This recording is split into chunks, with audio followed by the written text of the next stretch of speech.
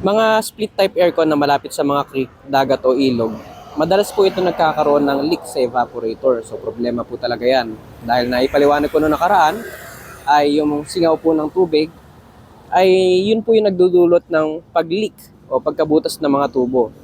Ngayon, nasabi ko po dun sa nakaraang video ko, nalagyan po ng clear na coating o pang spray dun sa mga tubo. Pero nasabi po nung nag-comment na nagawa na raw po nila yun.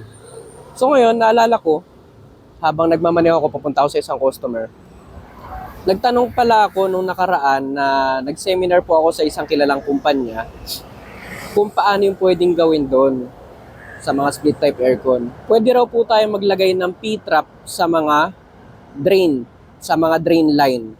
So yung P-trap po, ang mangyayari doon, magkakaroon ng reserve na tubig para po hindi pumasok yung hangin papunta roon sa pinaka-drain, papasok sa ating aircon.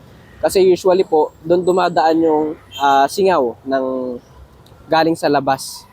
So yun, nangyayari lang naman po ito pagka nakadirekta yung pinaka-drain line natin sa labas na bahagi ng kwarto at nakakahigop po ito ng hangin doon. Therefore, yung singaw po ng creek, dagat o ilog ay napupunta po ron sa mismong coil ng aircon. So sana nakatulong po itong napakikling video. Ingat po sa lahat. God bless.